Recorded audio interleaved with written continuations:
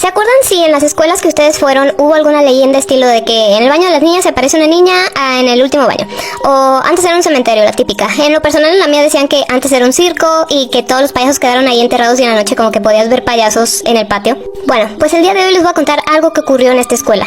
En esta escuela, un día se estaba terminando el recreo y la maestra les estaba diciendo a sus alumnos que ya se formaran porque justamente ese día se había planificado que hubiera un simulacro de incendio en el que toda la escuela debería de participar. Entonces todos los alumnos ya se estaban juntando con su grupo, era un día súper caluroso, ya saben, cielo despejado, el sol que te ardía terrible. La maestra ya tenía a todo su grupo como que ahí formadito y les estaba tomando lista uno por uno. Ellos estaban ahí como aburridos, simplemente esperando que el tiempo pasara de este simulacro, cuando una chica, que era realmente un grupito de 5 amigas, se fijó que justo a un lado de una compañera suya llamada Carmen había una alcantarilla sin tapa. Algo así como la imagen, nada más que la tapa no estaba. Esta alcantarilla tenía ya sin tapa unas cuantas semanas y entonces esta niña comenzó a pensar que qué divertido sería si Carmen se caía por la alcantarilla y cuando mencionara a la maestra su nombre ellos tuvieran que contestar que Carmen está en la alcantarilla. Ella pensó que esto iba a ser súper divertido, que todos iban a reír a carcajadas y que Carmen sería el hazmerreír por haberse caído por la alcantarilla. Discretamente le cuenta a sus otras 4 amigas el plan y todas acceden. Estas niñas empiezan a fingir que se están tropezando, se empiezan a empujar y su plan, su maniobra fue perfecta, porque Carmen cayó por la alcantarilla. Casi no hubo ningún ruido cuando Carmen cayó, solamente un pequeño sonido de queja. Pocos minutos después, la maestra menciona el nombre de Carmen y estas chicas comienzan a decir, ella está en la alcantarilla. Todos los alumnos comenzaron a carcajearse, incluidas estas 5 chicas que nadie sabía que tenían todo premeditado. La maestra se va acercando a la alcantarilla y estas carcajadas empiezan a quedar en silencio. Cuando la maestra se asoma para ver a la alcantarilla, no emitió ninguna palabra. Volteó a ver todos sus alumnos y la mueca que tenía en su cara era de terror. Esta situación no era para nada de risa, ya que Carmen había caído de cabeza en el hueco. Y al aterrizar su cabeza se había como que torcido de lado, es decir que se había roto el cuello. Y su cara se había quedado casi sin piel porque al momento que ella iba cayendo se iba raspando con las paredes del hueco. Además de que tenía una mueca espantosa en el rostro, como si hubiera querido gritar, pero no hubiera tenido el tiempo suficiente. Las 5 chicas que hicieron esto se acercaron a ver y la autora, la que se le ocurrió la idea, derramó una lágrima al ver pues la situación real de lo que había hecho. Nada estaba bien con esta broma. Entonces llega la policía a la escuela y ellos son los que dicen oficialmente que Carmen murió porque se rompió el cuello. Mientras toda la escuela estaba en silencio, la policía sacó el cuerpo de Carmen y se lo llevó. Ese mismo día hubo un interrogatorio en la escuela en la que todos los alumnos tenían que ir. Y en dicho interrogatorio, estas 5 chicas dijeron que esto había sido un accidente. Simplemente que ellas habían sido testigos, como Carmen pues simplemente se cayó por la alcantarilla y listo. La policía desafortunadamente les creyó y el caso de Carmen se cerró. Y ahí quedó. Pero ninguno de ellos sabría que algo muy siniestro estaba por comenzar. Meses después, los compañeros de la fallecida Carmen empezaron a recibir unos correos electrónicos que por título tenía "La empujaron" y afirmaban que Carmen había sido empujada y que no había sido un accidente. En esos correos también decía que los culpables tendrían que asumir la responsabilidad de este crimen, o de lo contrario tendrían terribles consecuencias. La mayoría de los alumnos pensaron que esto era una farsa, simplemente como para asustar, divertirse causando temor, ya saben, una cosa así. Algunos no estaban tan seguros de que fuera una farsa, pero pues no podrían comprobarlo. Transcurridos unos cuantos días de que los correos comenzaron a llegar, la chica que había iniciado toda la situación de Carmen se estaba bañando en su casa cuando escuchó como unas risas que venían de ahí mismo de adentro de su baño. Lo primero que pensó fue, ¿acaso me estoy volviendo loca o qué? Muy asustada se salió de bañar, se secó rápidamente, se vistió, se despidió de su mamá un poco nerviosa y se fue a dormir mucho más temprano que de costumbre. 5 horas después de que esta niña ya se había dormido, su mamá se despertó porque escuchó un portazo que venía de la puerta principal de su casa. Cuando se levantó a revisar, vio que su hija no estaba ni en su cuarto ni en ningún lugar de su casa. Llamó a la policía y los policías le dijeron es que no podemos hacer nada porque tienen que pasar 48 horas de que una persona desaparece para poder nosotros iniciar alguna búsqueda, pero de todos modos vamos a patrullar como que toda la zona. Familiares y amigos también se unieron a esta búsqueda y no la encontraron por ningún lado. A la mañana siguiente, el conserje de la escuela se encontraba barriendo hojas secas y fue que encontró la tapa de la alcantarilla que ya habían vuelto a colocar después de lo que pasó con Carmen. La levanta y cuando va hacia la alcantarilla para poner la tapa, se asoma y ve una escena horrible, ya que al fondo se encontraba la chica que había desaparecido una noche antes con el cuello roto y la cara arrancada porque se raspó al caer. Lo mismo que le ocurrió a Carmen. Unos cuantos días pasaron y esta situación se volvió a repetir con otra de las integrantes de este grupito de 5 chicas que ocasionaron todo esto. Tras la muerte de estas 2 chicas quedaban otras 3 y entonces el ayuntamiento decidió soldar la tapa de esta alcantarilla para que absolutamente nadie pudiera abrirla. Pero esto no impediría que la tercera víctima tuviera el mismo destino, ya que una vez más encontraron la tapa fuera de su lugar y otra de las chicas al fondo de la alcantarilla, de la misma forma en que Carmen murió y las otras 2 chicas también. Esta fue la gota que derramó el vaso para todos, entonces pusieron vigilancia aquí las 24 horas. Recuerden que quedaban otras 2 chicas, bueno, pues también acabaron de la misma forma, simplemente que como aquí estaba vigilado las 24 horas, ellas fueron encontradas en alcantarillas cerca de sus casas. Todas de la misma forma, con el cuello roto y la carne de la cara arrancada por rasparse al caer. Curiosamente, todas se habían ido a dormir cuando reportaron su desaparición, ya que cuando estaban dormidas era su momento más vulnerable y entonces Carmen aprovechaba esta situación, poseía sus cuerpos y hacía que les ocurriera lo mismo que a ella. Pero esta cadenita de personas quedando sin vida no se detuvo ahí, ya que después todos los compañeros del salón de Carmen empezaron a hacer lo mismo. Los encontraban sin vida en alcantarillas, cerca de sus casas o en todos lados. Y entonces empezaron a hacer estas preguntas. ¿Acaso el espíritu de Carmen se está vengando por lo que le hicieron? Ya que no había manera de explicar estas muertes tan extrañas. Porque ¿cómo es que tantas personas acabaron en alcantarillas y absolutamente nadie los vio antes de hacer esto? Y se dice que si tú no crees que Carmen fue empujada, tú vas a tener el mismo destino. Te va a castigar poseyendo tu cuerpo mientras estás dormido y te hará caer a una alcantarilla. Esto se empezó a propagar como en el 2006 aproximadamente y vuelve a resurgir cada cierto tiempo. Así que dime si tú ya has escuchado sobre la leyenda de Carmen y si hay alguna otra en la escuela en la que fuiste o vas. Una de las reglas al jugar la Ouija es nunca preguntes cuándo va a ser tu último día. Pero imagina que tú no sabes esta regla y es lo primero que haces. ¿Qué pasará? Bueno, a la chica de esta historia le vamos a llamar Leslie. Leslie era muy amiga de otra chica llamada Cristina. Realmente es que ellas 2 se la pasaban juntas casi todo el día, iban juntas a la misma escuela, en el mismo salón, salían y se iban a la casa una de la otra, convivían muchísimo todo el tiempo. Cristina tenía una hermana mayor y así como Leslie y Cristina eran muy unidas, pues Cristina con su hermana también, así que era normal que las 3 pasaran mucho tiempo juntas. La mayoría del tiempo era Leslie la que iba a casa de Cristina. Y por fuera, pues la casa se veía como una casa normal, pero por dentro Leslie siempre sintió como una vibra muy rara, como muy pesada. Incluso, pues Leslie le tenía el apodo a esa casa de el portal del inframundo. Cada que le decía a Cristina de ir a su casa le decía así. Pero este pequeño detalle de la vibra pesada no era desconocido ni para Cristina ni para su familia. Incluso cuando Leslie se quedaba ahí haciendo pijamadas, se despertaba a medianoche porque escuchaba que venían unos gritos como de la parte de abajo de la casa. Entonces ella al despertarse, lo primero que quería hacer era despertar a su amiga, a Cristina, para que escuchara también, pero la descubría a ella también ya despierta, escuchando lo mismo que Leslie. En varias ocasiones les ocurrió esto, pero en una de esas les dio bastante miedo y decidieron las 2 salir del cuarto de Cristina para irse al cuarto de la hermana mayor. Cuando iban ya caminando hacia el pasillo, sale la hermana mayor porque también había escuchado eso, también le había dado miedo y decidió irse pues al cuarto de las otras niñas. Así que si podían pensar que era la imaginación de Leslie, no lo era. Algo raro ocurría ahí. Hasta los papás de Cristina en algún momento les llegaron a platicar que ellos también escuchaban o veían cosas extrañas, pero ahí quedaba todo. Simplemente como en él estaba con ella, solamente le contestaba a Cristina y entonces entre ellas comenzaron a pensar que más bien Cristina la estaba moviendo. No era que se moviera, sino que era ella moviéndola. Y que esto pues lo hacía nada más por molestarlas o por asustarlas, porque era mucha coincidencia que en cuanto Cristina ponía las manos en el puntero de la Ouija, contestaba todo rápidamente. Y hablaban tanto que hicieron una broma de que quien sea que le estuviera contestando a Cristina parecía un perico porque no dejaba de hablar. Imagina que alguien llega a tu casa a deshoras de la noche, te pide algo, tú lo haces de mala gana porque ya estabas dormido, pero resulta que realmente esa persona que te lo pidió no era ella. Ya sé que suena un poco extraño, pero créanme, eso fue lo que pasó. Toda esta historia se desarrolla entre los años 1670 y 1680 en la casa marcada con el número 3 de la calle Puerta Falsa de Santo Domingo, en lo que ahora es la Ciudad de México, en ese entonces la Nueva España. Ahí en esa casa vivía un sacerdote con una mujer, y como nosotros sabemos, pues los sacerdotes no tienen permitido casarse o vivir con alguien, con alguna mujer, pero este sacerdote mantenía a esta mujer como su legítima esposa. Bueno, pero no muy lejos de la casa del sacerdote y su esposa vivía otro hombre, que ese hombre era un herrador que era muy buen amigo de este sacerdote, quien estaba al tanto como de la vida que estaba llevando y no estaba muy de acuerdo. Incluso algunas veces le aconsejó que dejara esa vida porque no lo iba a llevar a nada bueno, pero pues su amigo, el sacerdote, no le hacía caso. Todos los consejos que le daban pues fueron totalmente en vano. Llega una noche en que este herrador pues ya estaba dormido porque ya era muy entrada la noche, cuando escuchó unos golpes bastante fuertes y desesperados en su puerta, en la puerta de su taller. Él se sobresaltó, obviamente, al escuchar esto y corrió hacia la puerta para ver qué era lo que estaba sucediendo, porque pues a esas horas solamente significaban malas noticias y eso fue lo que él pensó. Pero no podía haber estado más equivocado, o bueno, no sé ustedes cómo lo puedan tomar. Salió así como aflojerado, un poco modorro, porque pues ya estaba profundamente dormido, pero al mismo tiempo alarmado pues de saber qué era lo que estaba pasando, y pensó al principio que algo le había pasado a alguien, después que eran ladrones, pero cuando abre la puerta encuentra a dos personas ahí. Estas dos personas traían a una mula.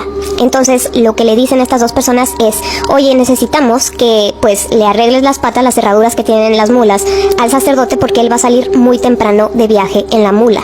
Ellos le dijeron además: es urgente que hagas este trabajo justo ahorita, porque va a salir al santuario de la Virgen de Guadalupe en cuanto amanezca. El herrador voltea a ver y pues sí, reconoció la mula y reconoció la silla que traía la mula, porque sí era la que utilizaba su amigo, el sacerdote. Este señor, pues un poco molesto por la hora, ya que evidentemente este trabajo se pudo haber hecho un día antes, pues se pone de mala gana a hacer el trabajo, le arregla las patas a la mula y la deja lista. Entonces, cuando ya está concluido el trabajo, estos dos hombres ya le dicen: ok, gracias, se van, pero mientras van avanzando con la mula, este señor puede ver cómo le están pegando al animal de una manera muy cruel, tanto que él se anima a decirles: oigan, no le peguen tan feo al animal, o sea, no les está haciendo nada, está caminando bien. Ellos ya ni siquiera lo voltearon a ver, como si no lo hubieran escuchado, y siguieron su camino. El día siguiente, por la mañana, sale el herrador de su casa y alcanza a ver que ahí está su amigo en su casa. Entonces se le acerca un poco molesto para preguntarle: oye, ¿qué fue pues lo de anoche? ¿Por qué me mandas a herrar a tu mula tan tarde cuando aquí estás, se nota que te acabas de levantar? Le acercó y le dijo: mira, o sea, que despertarme tan tarde para arreglar tu mula y todavía que estás bien quitado de la pena, o sea, ¿qué te pasa? Y el sacerdote pues se le queda viendo con extrañeza porque, o sea, él no había mandado herrar a su mula, y le dijo esto: no sé de qué estás hablando ni de qué viaje me estás hablando tampoco. El herrador le cuenta todo y el padre pues se queda extrañado, no tenía idea de que era nada de eso, pero ellos quedaron que simplemente fue alguna broma o que quisieron utilizar el nombre del padre para que se le hiciera ese trabajo a estas personas rápidamente. Y concluye la conversación. El sacerdote se mete a su casa y trata de despertar a su mujer para contarle todo lo que le había dicho su amigo. Va hacia su habitación, le habla, pero la mujer no responde. No tenía respiración y su cuerpo ya estaba rígido, es decir que ya no estaba entre nosotros. Obviamente el hombre se sorprende al notar esto, sale corriendo, y ¿quién era el que estaba más cerca? Pues su amigo, el herrador. Entran a la casa y empiezan a investigar qué era lo que le había pasado, y fue donde descubren que en cada una de sus manos las tenía así como cerradas, y en ellas tenía clavos. Esos clavos eran los que el herrador le había quitado a la mula en la madrugada. Él los reconoció inmediatamente. Los dos estaban asombradísimos de aquel descubrimiento, pero llegaron a la conclusión de que esto era justicia divina, porque el padre estaba llevando pues una vida que no debería, y que esas personas que llegaron con el herrador más bien eran unos demonios. Inmediatamente dan aviso al cura de la parroquia local, y este cura acude a la casa pues a ver todo lo que le estaban platicando. A todos les llamó la atención pues el cuerpo de aquella mujer, porque además, no sé si ellos dos no notaron esto al principio, pero la mujer tenía como un freno en la boca. Mientras más investigaban, más cosas encontraban, porque resultaba que su cuerpo estaba golpeado. El herrador recordó inmediatamente aquellos golpes que le estaban dando a la mula que él reclamó. Eran exactamente los mismos. Lo que aquí pasó fue que realmente esa mula era la mujer del sacerdote, que ya la habían convertido a esto para llevársela. Ante este hecho tan aterrador para estas tres personas, el cura, el sacerdote y el herrador, ellos decidieron que se iba a enterrar a la mujer ahí mismo en su casa. Abren pues la fosa, la echan ahí, y quedaron en que se iba a guardar el secreto para que pues esto no se corriera. Tanto miedo tenía aquel sacerdote de que ese destino fuera el mismo para él, que huyó de su casa ese mismo día. Se fue sin avisarle a nadie, y desde ahí no se volvió a tener noticias de aquel sacerdote. Lo único que se supo fue que este sacerdote, llamado Don Vidal, entró como cura a una iglesia y ahí vivió hasta que tenía 84 años de edad y fue bastante estimado. Recuerden que todo este hecho no se supo. Pero con el paso del tiempo como que le remordió la conciencia y él mismo contaba cómo es que acabó su mujer, su esposa. Esa es una versión, pero hay otra versión que dicen que realmente este padre murió en 1702 en el colegio de San Pedro y San Pablo a la edad de 78 años. Después de esto que le ocurrió, llevó una vida ejemplar y se metió de lleno a la Virgen de Guadalupe en el reino de la Nueva España. Cualquiera de estas dos versiones puede ser real, pero se centra en lo mismo, que a partir de esto que vio, que fue testigo, que lo vivió, le sirvió para que él reacomodara su vida y ahora sí llevara la vida que se supone debería llevar siendo sacerdote. Muchas veces me preguntan cómo es que se saben estas historias si se supone que pues las personas ya no dijeron nada. Pues este sacerdote, después de que ya, les digo, tomó el rumbo de su vida ahora sí como debería de ser, empezó a contar cómo es todo esto, pues tal vez para que a nadie más le pasara y para que estén viviendo la vida que se supone que deberían vivir. Que su amigo le advirtió, pero él no hizo caso y al final pues lo hicieron entrar en razón a la mala. Díganme si ustedes ya conocían esta historia de la mujer errada y yo los estoy leyendo. Contando historias de terror. Aclaro que esta historia me la contó un seguidor. Esto me pasó hace un año. Yo me había quedado solo con mis primos, ya que mis padres y mis tíos habían ido a una boda, y mis primos y yo no queríamos ir ya que en la boda nos íbamos a aburrir. Así que cuando mis padres y mis tíos se fueron cerramos las puertas y ventanas con seguro, y no sabíamos qué hacer, así que a mi prima se le ocurrió jugar a las escondidas, y mis primos y yo aceptamos, y empezamos a jugar, y a mí me había tocado contar. Me dijeron mis primos que contara hasta el 30, y yo les dije que sí, y empecé a contar, y mis primos se escondieron. En eso cuando había acabado de contar escuché un grito que venía del patio.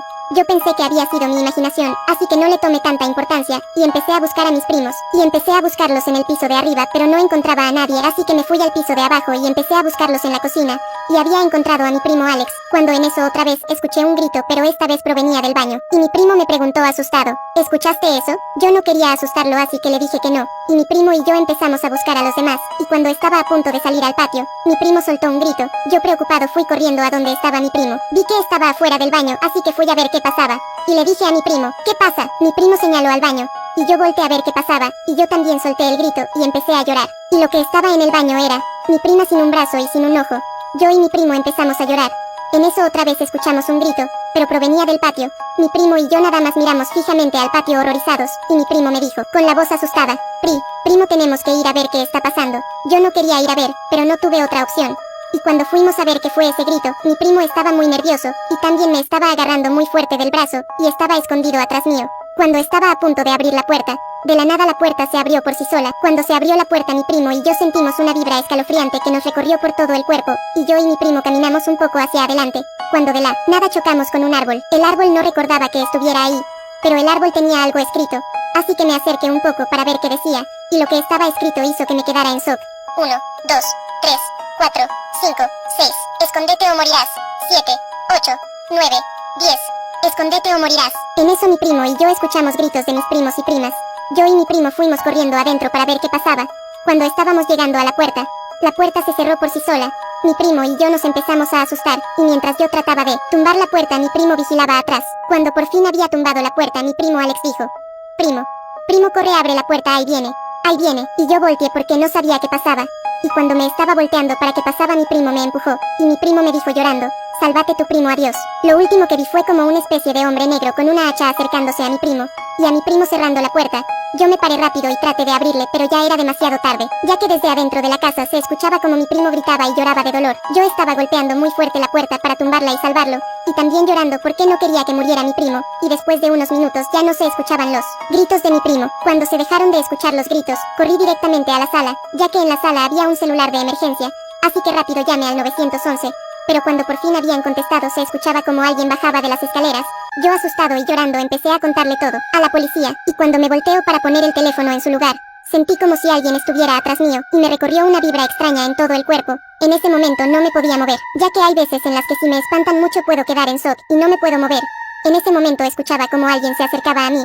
En ese momento no podía gritar por ayuda, simplemente podía llorar. Cuando sentí que el hombre ya estaba atrás mío, en eso escuché las alarmas de las policías. Lo único que recuerdo es que cuando llegaron los policías también habían llegado mis padres, pero en ese momento yo me desmayé. Después de eso desperté en el hospital, y mis padres rápido vinieron a abrazarme y empezaron a llorar, y mis padres me dijeron, hijo, fuiste el segundo niño que sobrevivió, y yo confundido les dije, ¿qué? ¿El segundo niño? ¿Pero quién más sobrevivió? Mis padres me dijeron felices, hijo, sobrevivió tu primo Alex. Después se hicieron a un lado, y ahí estaba mi primo Alex, sin ningún rasguño, sin ninguna herida. Yo me le quedo viendo horrorizado, ya que mi primo Alex se había arriesgado para salvarme, y no era posible que hubiera sobrevivido. Pero entonces, ¿quién es ese niño? El juego de la sábana. Hola mis Roselovers, el día de hoy les traigo el juego de la sábana que no recomiendo que lo jueguen, ya que es muy peligroso y es difícil de ganar. Este audio está hecho por la cuenta de Rose Stories, así que si lo van a usar con créditos porfa. Bueno, después de decir todo, vamos a empezar. Este juego solo lo puedes hacer si quieres experimentar algo paranormal. No ganarás ni perderás nada, solo vivirás la experiencia. Para jugarlo, necesitas estar solo en tu habitación con un objeto de valor personal. Una sábana que cubra todo tu cuerpo y que sean las 10 de la noche. Ni un minuto más, ni un minuto menos. Espera a que sea de noche. Cuando sean las 9:55 prepárate para empezar el ritual. Empieza cerrando la puerta de tu cuarto con seguro. Que no se te olvide este paso. Debes ir a acostarte con tu objeto personal y taparte por completo con la sábana. Abraza tu objeto personal y cierra los ojos. Todo esto debe de ser a las 9:59. Después dirás las siguientes palabras: ven a jugar conmigo, ven a jugar conmigo. Te he invitado. Quiero verte, no tengo miedo. Si todo salió bien, a las 10:01 empezará todo. Vas a escuchar cómo abren la puerta. Sabrás que es el espíritu, ya que cerraste la puerta con seguro. Una vez que el espíritu cierre la puerta, él estará adentro. No debes destaparte ni mucho menos quedarte dormido. Tu sábana es tu única protección. Mientras estés adentro, el espíritu no te podrá hacer nada. Y no se te ocurra sacar un pie o una mano, ya que si lo haces, el espíritu aprovechará eso. Tampoco sueltes tu objeto personal. El espíritu hará de todo para que salgas y va a intentar entrar en la sábana, pero tranquilo, no podrá. También te va a ofrecer cosas que siempre quisiste, pero ignora todo eso, ya que es mentira. También jalará la sábana o la golpeará, pero estate tranquilo. No podrá entrar. El juego acabará a las 6 de la mañana, y al igual como comenzó, abrirá la puerta y se irá. Hasta que no escuches que la puerta se haya cerrado, no salgas por nada, ya que estés seguro que se haya ido, puedes destaparte con seguridad. No recomiendo que jueguen este juego, ya que por el miedo o hasta por las cosas que te ofrezca, lo más probable es que no podrás resistir salir de la sábana y te atrape. El juego de la oscuridad. Hola mis Roselovers, el día de hoy les traigo el juego de invocación, el juego de la oscuridad. Este audio está hecho por la cuenta de Rose Stories y no es Usable. Ahora sí, vamos a empezar.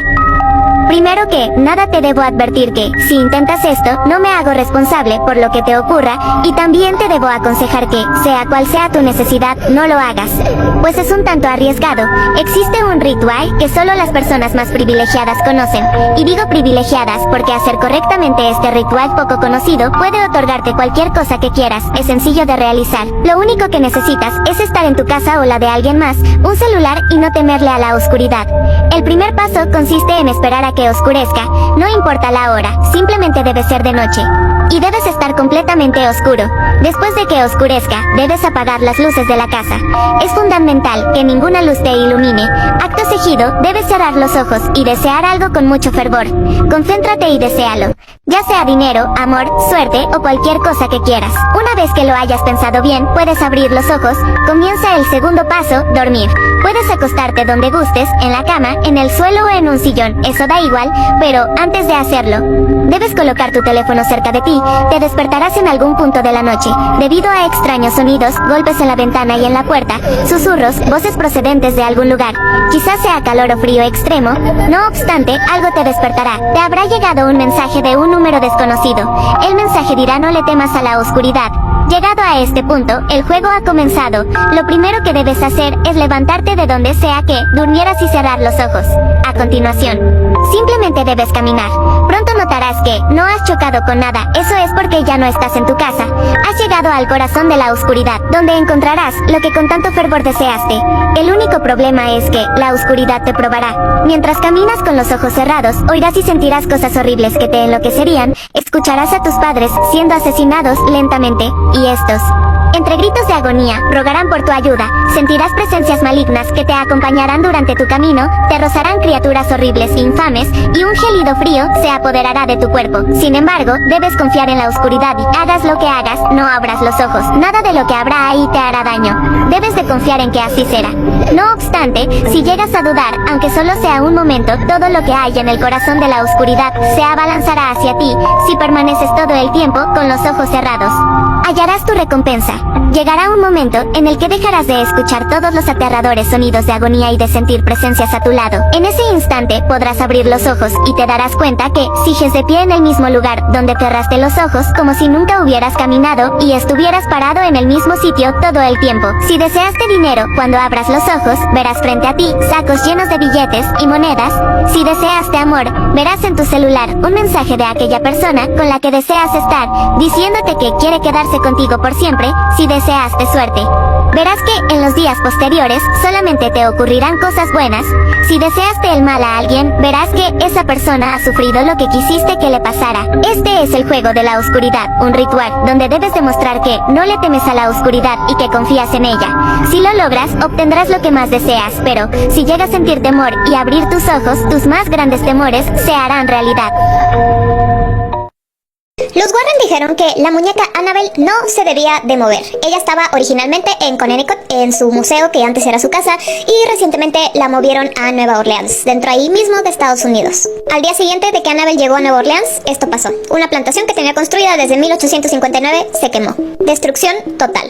¿Coincidencia? Algunos piensan que sí, algunos piensan que no, que todo tiene que ver con que llevaran a Annabelle a Nueva Orleans. Algunos piensan que esto fue una pérdida histórica brutal. Ahora, ¿por qué sacaron a la muñeca de su lugar? Es la primera vez que vemos que sale de Connecticut. Habían cerrado el museo y según lo que yo había leído en internet, lo iban a mudar o a Los Ángeles o a Nueva York, y era de pensarse que las cosas que estaban en el museo original las iban a mover a ese otro estado. Pero lo que está pasando en esta ocasión es que están haciendo un tipo de gira anticipada de la nueva película de Annabelle. Así que va a estar dando vueltas por todo Estados Unidos. Primero fue en Nueva Orleans y el segundo lugar a donde va es en San Antonio, Texas. Y con esto que pasó, la gente de San Antonio está diciendo, no, llévensela a su casa, nosotros no la queremos aquí. Incluso un experto paranormal que es presentador, tiene varios programas, fue invitado a que llevara la caja donde estaba Annabelle hacia el lugar donde la iban a presentar, y él mencionó que la energía es definitivamente diferente. Los chicos de la Sociedad de Investigación Psíquica de Nueva Inglaterra me invitaron a llevarla. A la muñeca, no voy a mentir, estuve diciendo oraciones a Dios todo el tiempo. Annabelle no es el único objeto que está siendo exhibido, hay otros dos objetos del Museo de los Warren que también pues están acompañándola. Pero esta no fue la única desgracia que ocurrió en cuanto llegó Annabelle a Nueva Orleans. Además de que esto se quemara, el sheriff dijo e informó que 11 prisioneros considerados peligrosos habían escapado de la cárcel. Al parecer se escaparon el viernes por la mañana, cuando estamos hablando de que Annabelle llegó hace unos 3-4 días a Nueva Orleans. Hoy que les estoy grabando esto es domingo. Entonces, luego que ella llegó, comenzaron a pasar este tipo de cosas. Y como que no se dieron cuenta de cómo fue que ellos escaparon. Simplemente diario hacen un recuento entre las 8 y 8:30 de la mañana, y ahí se dieron cuenta que faltaban 11 prisioneros que son considerados peligrosos. Usuarios en diferentes plataformas pusieron: Annabelle llega a Nueva Orleans, una casa histórica se quema y 11 reclusos escapan de la cárcel. Ahora está en San Antonio porque acaba de llegar, esperando. Vete a casa, Annabelle, no queremos tu compañía. Ya que al principio los boletos para ver a Annabelle se estaban vendiendo rápidamente porque pues es considerado una de las muñecas, es más, uno de los objetos más peligrosos en el mundo de lo paranormal. Pero cuando esto comenzó, pues ya no hubo como tal emoción, sino más bien pánico. Otro usuario mencionó: hace 3 días trasladaron a Annabelle, una de las muñecas más embrujadas de Connecticut, a Nueva Orleans, y ahora la plantación, que es esta, se quemó. 11 reclusos se fugaron. ¿Qué no dijeron los Warren? Que nunca debería ser movida, y exactamente eso fue lo que dijeron. Cabe aclarar que pues todo esto son especulaciones, ya que de principio el sheriff y las autoridades de Nueva Orleans no han dicho de qué manera se escaparon estos prisioneros, y tampoco han confirmado cómo es que llegó a quemarse pues este edificio. Sin embargo, pues como que sí son muchas coincidencias que en cuanto ella llegara todo esto comenzó a desencadenarse, y no nada más fue una cosa grave, sino fueron dos. Así que supongo que tendremos que esperar si pasa algo en San Antonio como para ver si realmente lo está haciendo ella. Y yo también sé que hay muchas especulaciones de los Warren. Algunos piensan que todo fue una farsa, que todos sus casos eran una farsa, eran armados, querían fama y demás. Aquí va dependiendo de cada quien, pero yo les hago una pregunta: si supieran que una muñeca está relacionada con varias personas que perdieron la vida, ¿estarían tranquilos cerca de ella o no? Dejen a ustedes a un lado quién la descubrió, quién la tiene, quién contó la historia. Si supieran este dato, ¿estarían tranquilos cerca de ella? Así que bueno, díganme ustedes qué opinan respecto a todo esto, y yo como siempre los estoy leyendo. El Hada de los Dientes. El Hada de los Dientes es un personaje de la cultura occidental de habla inglesa. Se dice que cuando un niño pierde sus dientes de leche, debe depositarlo debajo de la almohada. Luego el Hada de los Dientes vendrá y le dejará como recompensa algo de dinero. Sin embargo, algunos cuentan que el origen del Hada de los Dientes no es tan alegre como parece, y esa historia empieza así. Hace algunos años existió un joven llamado Edu, quien tenía una abuela que se encontraba enferma. la cual decidió hacerle una confesión en sus últimos días. Le contó que cuando era muy pequeño, en el pueblo habían sucedido hechos muy extraños. 26 años atrás, había llegado al pueblo una vendedora ambulante con todo tipo de dulces, algodón de azúcar, caramelos, chocolates, y nadie sabía de dónde provenía. Y su rostro era difícil de ver, debido a que llevaba un sombrero que ocultaba la mitad de su cara. Al salir del colegio se formaban aglomeraciones de niños alrededor de la vendedora. La anciana no hablaba mucho, y apenas con susurros les ofrecía las golosinas. Los niños comían tantos dulces que ya no querían comer, y comenzaron a enfermar. Sus cuerpos se llenaban de verrugas y granos y presentaban fiebres muy altas y vómito. Pero lo más llamativo es que a todos se les comenzaron a caer los dientes de leche. No se les caían de uno en uno de forma natural, sino que todos juntos a la vez. De manera espeluznante, sus bocas comenzaron a llenarse de gusanos de colores, y eran parecidos a unas gominolas que vendía la anciana, solo que estas se comían literalmente las encías de los niños. La abuela de Edu le contó cómo esa noche su hermana se despertó gritando, con la almohada llena de debido a la pérdida de los dientes. Lloraba desesperada y decía que había visto a una mujer en su cuarto. La abuela se dirigió hacia el cuarto de Edu y le encontró al lado del niño. Tenía unas extremidades muy largas, con manos huesudas, ojos de serpiente y una lengua larga y bífida, y estaba succionando las de las encías del pequeño. Ella no tenía dientes en su boca, pero a su lado había un saco lleno de ellos. Aparentemente, los recolectaba de sus víctimas, y allí estaban los de Edu, junto a los de cientos de niños. En ese momento los padres de Edu también entraron a la habitación, y entre todos corrieron a la anciana. Aun cuando lograron salvar al pequeño, esa noche cientos de niños desaparecieron, entre ellos su hermana, y los padres comenzaron a alarmarse en el pueblo y prohibieron los dulces. Los padres les decían a los niños que no debían de comer dulces, si no se les pudrirían los dientes. Pero su miedo era otro. Pasó el tiempo y bautizaron a aquel ser como el hada de los dientes. ¿Y tú, crees en el hada de los dientes? La horrible historia de la maldición de Granny. Granny es un juego de la Play Store y App Store, el cual fue creado por Developer y fue subido en el año 2017, el cual hasta el día de hoy ya tiene una secuela de 3 juegos, de entre ellos con la mecánica de escapar sin hacer ruido. Sin embargo, detrás de este juego se encuentra una historia escalofriante y tétrica, pues en la historia, cronológicamente, Granny 1 y Granny 2 ocurren casi al mismo tiempo, pues en el quinto día, Granny atrapó al jugador y se lo lleva en su carro a la casa de su esposo Grandpa, donde es que ocurre el segundo juego de esta abuela aterradora. Granny fue una mujer de casa, la cual nació en el año 1830 y años después conocería al amor de su vida, Grandpa, un hombre militar, el cual también se enamoró perdidamente de Granny, así que se casaron y de ese amor y luna de miel nació Angelene, la hija de Granny, presunta madre de Slendrina, pues al final eran una familia feliz y normal. Sin embargo, uno de los familiares practicó un ritual satánico para tener la inmortalidad total, lo cual sí funcionó, pero no de la forma que se esperaba. Al final murió y meses después la maldición dio efecto total. Pero algo pasó. Angelene, la hija de Granny y madre de Slendrina, se percató de que en su familia caería una maldición, por lo cual ella una noche, preparando la cena, envenenó su plato de comida y el de su esposo y el de Slendrina, para tratar de morir y no sufrir de esa maldición. Al final, cuando terminaron de comer, Slendrina agarró su diario y empezó a hablar de lo que ocurrió. Todo lo logramos ver debido al juego llamado House of Slendrina. Y hablando de Granny, el juego trata de que cuando una noche te perdiste en el bosque, Granny te atrapó y te secuestró. El juego trata de esconderse y no hacer ruido, pues Granny escucha todo y a donde sea que vayas ella estará Ellie. Y en una parte llamada el celar no estará solo, pues las puede estará patrullando el laberinto de Ellie. Ten cuidado, pues ella es más rápida que tú. Casos de Roblox que nunca se resolvieron. El extraño caso de las Boom Boom. Las Boom Boom eran o son un grupo de chicas que siempre jugaban juegos muy reconocidos, en especial Tower Hell. Se dice que tenían 5, 6 o 7 años de edad. En el año 2017 desaparecieron. La razón es desconocida hasta el 2021, cuando volvieron. empezaron a unirse a experiencias famosas, los robloxianos tenían miedo de encontrarse con ellas. Ellas con solo escribir en el chat pon pon, y en cuestión de segundos te hackeaban o baneaban, la comunidad de Roblox no se iba a quedar de brazos cruzados, todos los robloxianos empezaron a denunciar a las pon pon para que fueran baneadas de Roblox. Cosa que Roblox no hizo, pero ayudó en algo, ya que Roblox censuró la palabra pon pon para que dejaran de molestar a los demás usuarios. En el año 2022, se volvieron a desaparecer y no se ha sabido nada sobre ellas. En TikTok hay una cuenta que según es de ellas, la cuenta solo tiene 3 videos que fueron publicados. En el 2022, los videos son un poco extraños, la verdad. En Roblox hay una experiencia llamada sede de Pon Pon Girls, según las personas que han jugado la experiencia. Dicen que el juego es muy tétrico al unirte.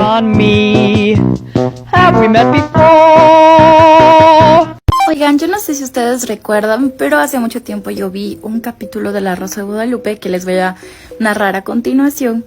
O no sé si es que yo lo vi en otra plataforma o en Mujer Casos de la Vida Real, pero bueno, yo lo quería volver a ver porque estaba haciendo una recopilación para un video de subirles sobre los capítulos más turbios de La Rosa de Guadalupe que antes. Para los que ya son fan de La Rosa de Guadalupe de hace mucho tiempo, de unos 10 años atrás, no me van a dejar mentir que los capítulos sí eran muy turbios, de verdad, no tienen comparación con los de ahora. El capítulo trataba de que una familia, básicamente un esposo o una esposa, iban a dar a luz en un hospital y resulta que cuando ella está en labor de parto y da a luz se desmaya. Que yo tengo una teoría, ahí no lo sacaron directamente, pero yo siento que las mujeres no se desmayaban, sino que les ponían algo en el suero donde perdían el conocimiento y en ese momento ellos aprovechaban y cremaban a sus hijos diciendo que habían fallecido y en realidad les entregaban ya como una urna pequeñita con el cuerpo del niño cremado. Y obviamente les daban la mala noticia de que sabe que su bebito no resistió, falleció y ellos se quedaban destrozados, llorando. Y obviamente el hospital como que decían, o sea, ¿qué podemos hacer? Más bien, como son personas de recursos bajos, algunos no eran de recursos bajos, sin embargo decían, para que no pasen el sufrimiento, para que vayan a velar al angelito, le damos ya cremado. Entonces muchas familias iban muy tristes, deprimidas, de verdad, o sea, imagínense, ustedes esperando a un bebito y bueno. Pero hay una pareja que cuando entra a dar ella a luz, el señor se queda afuera esperando, igual que todos pues los padres que están ahí al 100% con sus hijos y con su matrimonio. En eso, antes de que la doparan a ella escucha a su bebé llorar. Y ella dice, quiero ver a mi hijito. Entonces la enfermera le dice, no, su hijo nació muerto. Y ella dice, es imposible, yo lo escuché llorar y le inyectan esa cosa para dormirla. Entonces cuando ella se levanta, el esposo está a su ladito, le da la mano y le dice como, tranquila mi amor, sabes que nuestro bebito murió y ya nos están trayendo las cenizas. Ella dice, es imposible, mi hijo está vivo, yo lo escuché llorar, mi hijo está vivo. Obviamente los doctores y todas las enfermeras le decían, no, su hijo no está vivo, su hijo nació muerto. Y pues por un momento ella de verdad creyó que murió porque todas las personas decían que estaba muerto, su marido le decía que estaba muerto su bebito, que había hasta un doctor que le decía, no, tu bebito nació muerto, sino que el dolor te está haciendo como escucharlo para que puedas sanar ese dolor y cosas así. Y bueno, pasa el tiempo, pero ella sigue en su cabeza de que su bebito lloró. Entonces ella lo convence a su esposo, ellos empiezan una denuncia contra pues la clínica o el hospital porque dicen no es justo, yo quería ver el cuerpecito de mi hijo, no quería que me lo entregaran así pues con cenizas, de que yo no pueda ver ni el cuerpo, no pueda ni abrazarlo ni nada. Entonces ella va y levanta una denuncia al hospital y además de eso dice que quiere que pues las cenizas del niño sean analizadas y qué piensan que sucedió. Así es, cuando empiezan a analizarlas se dan cuenta que era un animal cremado, que no era un cuerpo de un ser vivo. Y cuando ellos se enteran de esto, pues obviamente van a capturar a las personas, al doctor, a las enfermeras y todo ese hospital robaba a los niños de estas personas y luego los vendían a personas que no podían tener hijos o a personas con un mayor estatus económico, social. Así que díganme en los comentarios si ustedes también vieron ese video porque era uno de los más turbios y quería saber su nombre para recopilarlo. Segunda cosa, esto sí sucedió, no solo en México, también en Ecuador, Colombia y Perú. Estos 4 países habían 4 clínicas clandestinas, que se les decía clandestinas, pero en verdad sí tenían todos sus permisos para laborar, de que muchas personas que pues estudiaban medicina denunciaron, porque veían que entraban las señoras, pobrecitas, algunas eran madres solteras, había niñas con discapacidad, niñas de 15, de 14 años que llegaban a dar a luz, Entonces, ¿ellos qué hacían? Mandaban a las enfermeras a coger a perros de la calle y a gatos, porque en La Rosa de Guadalupe o en Mujer Casos de la Vida Real nunca dijeron cómo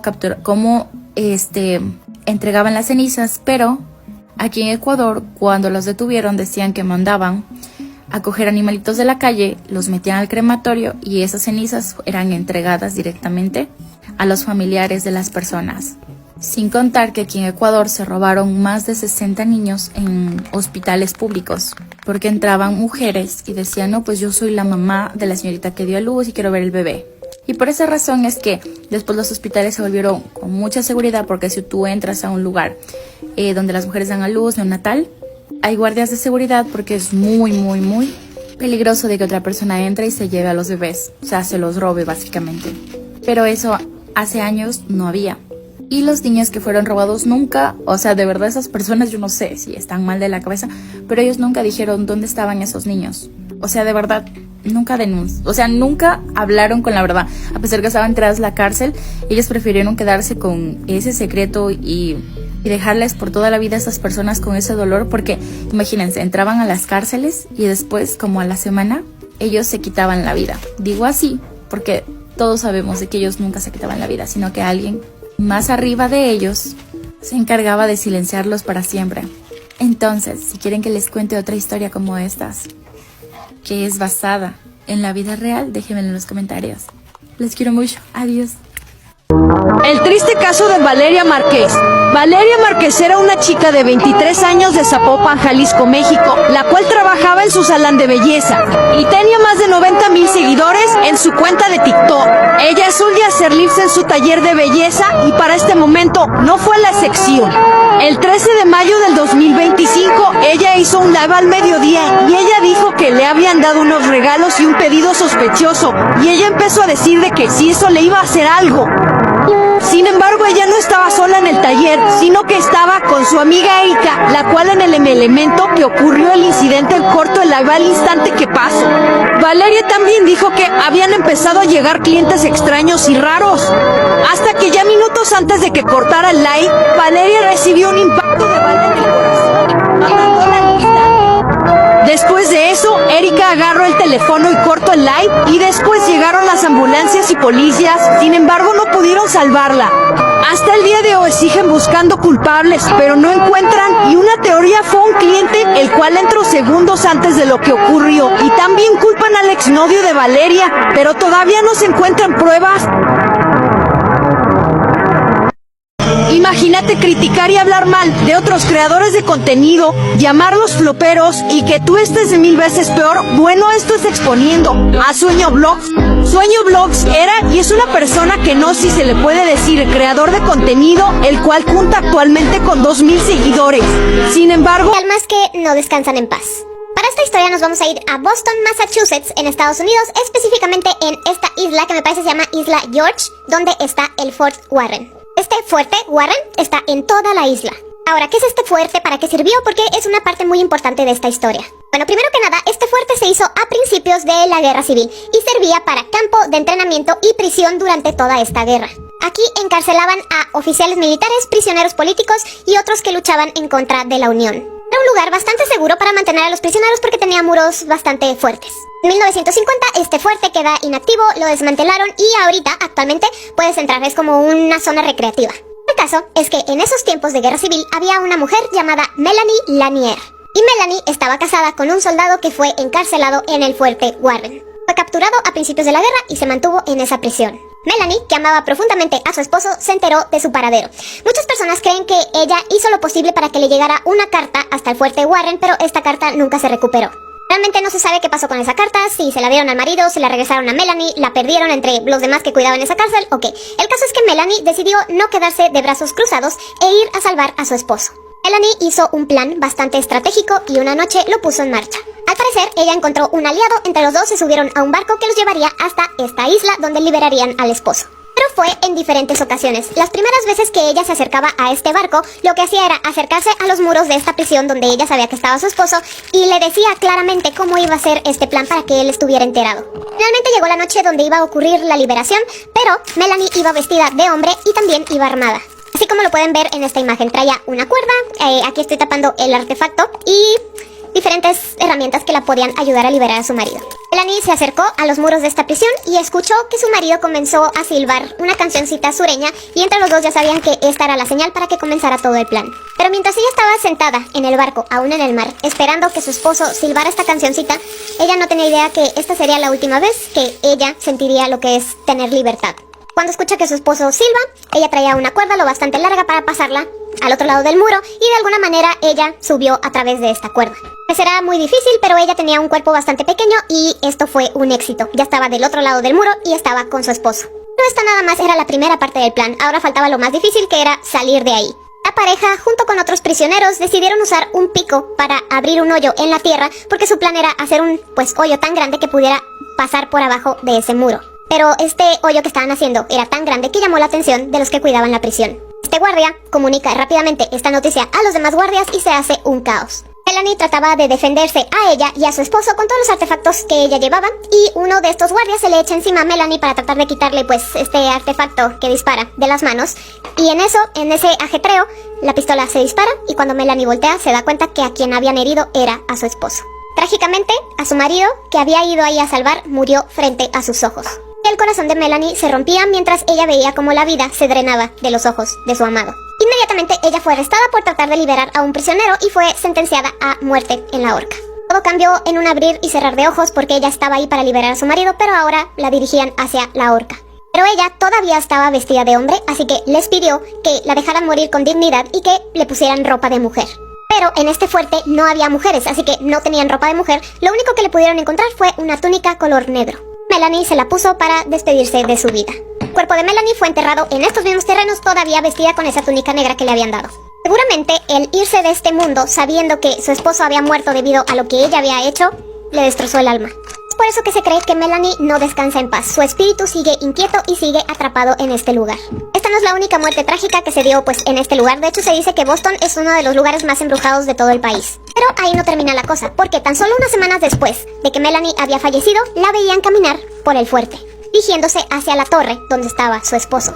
La ven vestida con esta túnica negra con la que murió y se le ve en su cara una terrible nostalgia. Y uno pensaría que con el paso del tiempo, estos avistamientos ya no se verían más, pero es todo lo contrario. Conforme más pasa el tiempo, más avistamientos hay. Tanto así que se hizo famosa y es cuando comenzaron a llamarle la Dama de Negro. Y como les dije, esta isla ya está abierta, es un espacio recreativo, entonces muchas personas van a visitarla y entre ellas la han visto por todos lados. Desde el arco de la entrada pueden ver que los está viendo por todas partes de lo que eran los muros antiguos de la prisión. Este es precisamente el arco que les menciono y por aquí la ven que está viendo a todos los que van entrando a la isla. Seguramente el espíritu de Melanie no puede escapar de esta isla por lo que pasó y yo creo que la vamos a ver aquí por el resto de los tiempos. Es cuando se da esta fotografía, como pueden ver tiene la túnica color negro y su cabello lo vemos como chino, ondulado. Si vemos esta foto de una representación de ella, también vemos que su pelo es ondulado. Según lo que investigué, la historia de la Dama de Negro cambia un poco respecto al estado, así como La Llorona acá en México, de que en un estado tiene un poquito más de historia, en otros no tanto. El caso es que sí tiene cierto parecido con la película que se hizo famosa hace unos cuantos años. Así que díganme qué opinan respecto a esta fotografía. No sé por qué, pero la cara se me hace como si fuera de una muñeca o algo así, pero dicen que fue tomada justo aquí y según lo que investigué, lo que dice internet, esto es parte de ese fuerte. Así que díganme ustedes qué opinan. ¿Creen que se parece la historia a la película? ¿O qué opinan? Y yo como siempre los estoy leyendo. Storytime de cómo sobrevivía un apocalipsis zombie en mi escuela aclaró que esto ya fue hecha en una película llamada Estamos Muertos. Y también quiero decir que los créditos de la dieta de la sandía es de esta chica. Así que vamos a empezar. Un día normal y corriente, me estaba alistando para ir al cole, agarré mi mochila y me fui. Cuando llegué todo estaba normal como todos los días. Tocaba ciencia y la maestra dejó trabajar una actividad en clase mientras ella miraba en su teléfono las noticias hasta que ella se asustó los demás y yo nos confundimos y le dijimos qué pasó.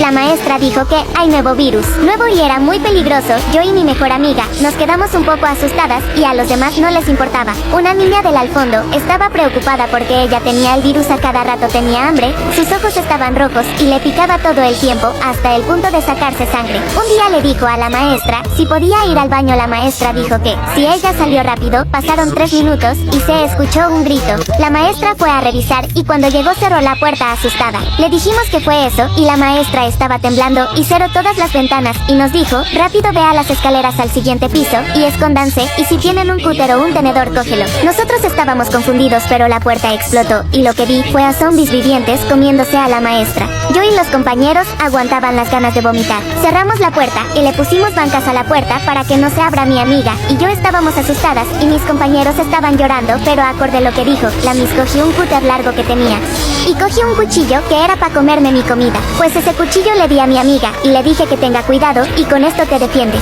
Algunos compañeros cogieron tijeras para defenderse y algunos cogieron herramientas que estaban para arreglar cosas, pero con mala suerte, los zombies estaban a punto de dañar la puerta y decidimos bajar con una cuerda al piso de abajo para salir. De primera salió una compañera, luego salí yo y mi mejor amiga, luego otros compañeros y así.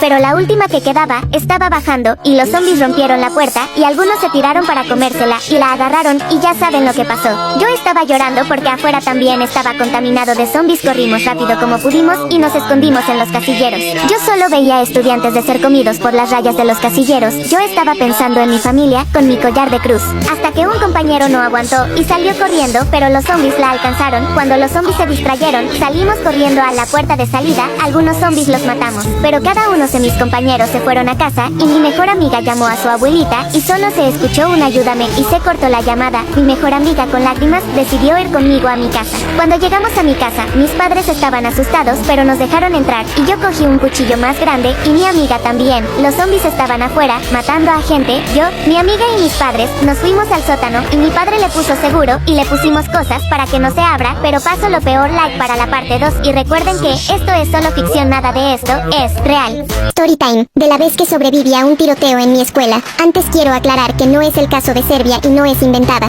Hola, antes de comenzar, le voy a decir cuál era la fruta menos favorita de mí. Es el aguacate, no sé por qué todos dijeron que es el arándano, el resto ya se terminó, vamos a comenzar. Bueno, era un día como cualquier otro. Iba en sexto de primaria y mi mamá me iba a dejar y recoger. La maestra nos estaba dando matemáticas, pero a mí nunca me gustaron las matemáticas, entonces ya estaba aburrida y pedí permiso para ir al baño. La maestra me dijo que sí. Entonces cuando me estaba lavando las manos escuché que niños pequeños estaban gritando. No me espanté porque pensé que estaban jugando en educación física o algo así. Entonces regresé a mi salón. Me sientes en mi lugar, todo normal, hasta que se empezaron a escuchar más gritos y disparos.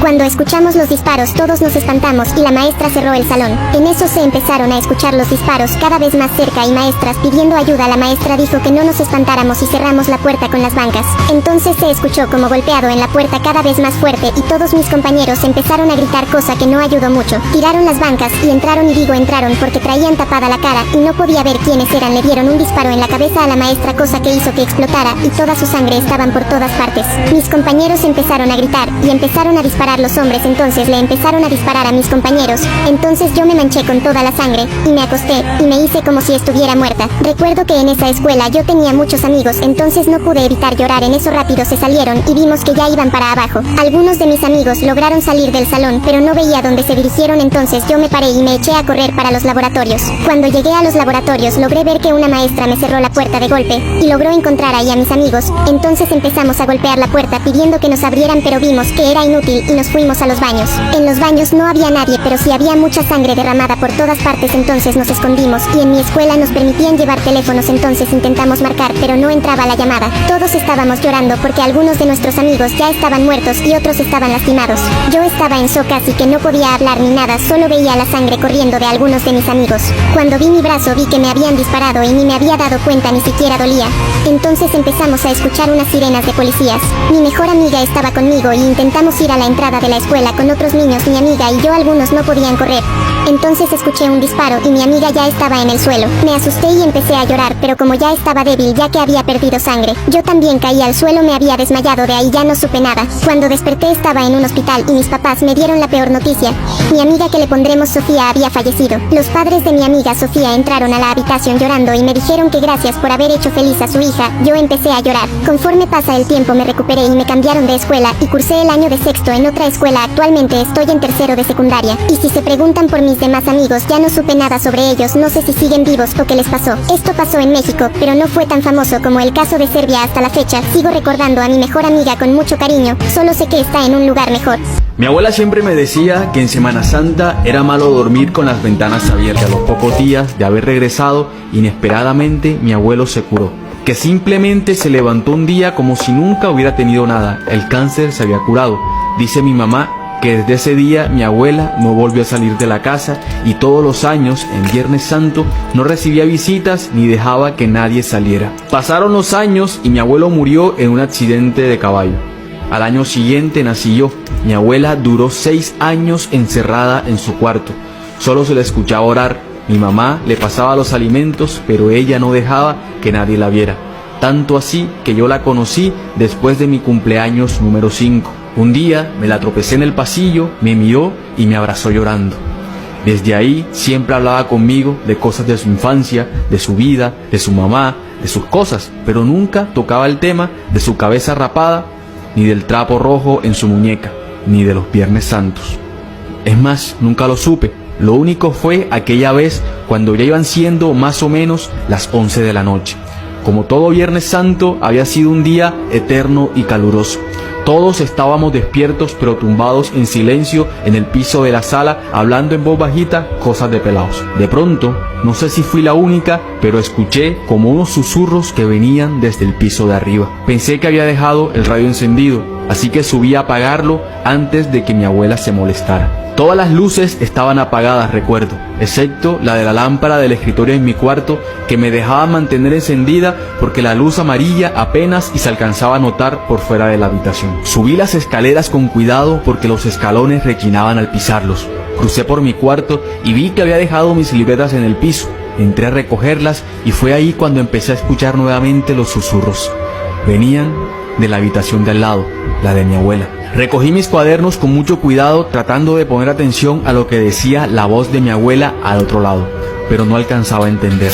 Salí entonces llena de curiosidad y a la vez con miedo, a ver qué era. Crucé el pasillo hasta el otro extremo donde estaba la puerta del cuarto, apoyándome en el barandal para no tropezar en la oscuridad. Desde allí alcanzaba a ver la sala y la silueta de mis primos en el piso aún conversando entre ellos. Cuando estuve enfrente de la puerta vi que estaba entreabierta y que un resplandor blanco iba y venía dentro de la habitación. Imagina que una noche estás en tu casa solo estudiando y estás usando tus audífonos para que ningún ruido te desconcentre. Y después, de la forma más aterradora posible, te das cuenta que esto es lo mejor que pudiste haber hecho, ya que si hubieras hecho algo diferente, probablemente ya no estarías con vida. Esta es una historia de un chico al que le vamos a llamar Darío. Darío estaba en su 3er año de secundaria y una noche su papá y su mamá tuvieron que salir a una cena. Él tenía demasiada tarea, así que decidió quedarse en casa solo, a pesar de huellas de lodo por toda la alfombra de la casa. Darío le dice: mamá, yo no tengo idea cómo es que eso llegó ahí, porque no me he levantado de mi escritorio desde que ustedes se fueron. Darío pudo ver cómo la mirada de su mamá cambiaba de furiosa a confundida y después a asustada. Y Darío pudo sentir que él estaba teniendo este mismo cambio en su mirada, porque los dos se dieron cuenta al mismo tiempo. Alguien más había estado en la casa. Darío, junto con sus papás, se pusieron a seguir el rastro de esas huellas, tratando de darle sentido a toda esta situación. Empezaron por la puerta trasera de la casa, que normalmente ellos no cierran con seguro. Y es cuando se dan cuenta de otra cosa. Las huellas sí comenzaban en la puerta trasera de la casa, pero no se veía que nadie hubiera salido. Mientras los tres estaban concentrados en esto y dándose cuenta cada uno en su cabeza de lo mismo, escuchan un ruido bastante fuerte que hacía que retumbara toda la casa. El sonido se producía de la puerta principal de la casa, que se abría y se cerraba de una manera bastante fuerte. Al notar esto, los tres corren hacia la cochera, cerrando las puertas de la casa atrás de ellos, e inmediatamente la mamá de Darío llama a la policía diciéndoles: por favor, vengan rápido, creo que hay alguien en mi casa.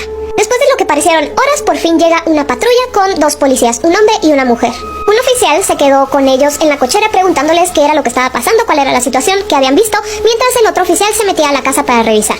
Recorrió habitación por habitación, fijándose abajo de las camas, adentro de los closets, en los baños, en todos lados. Cuando el oficial regresa con la familia de Darío, el que estaba inspeccionando toda la casa, les dice: miren, ya revisé todo, no hay absolutamente nadie en su casa, así que es seguro para ustedes que puedan entrar de nuevo. Ellos suspiraron de alivio y mientras iban caminando hacia la casa, el policía pregunta: oigan, ¿de quién es la habitación de la parte de arriba a la izquierda?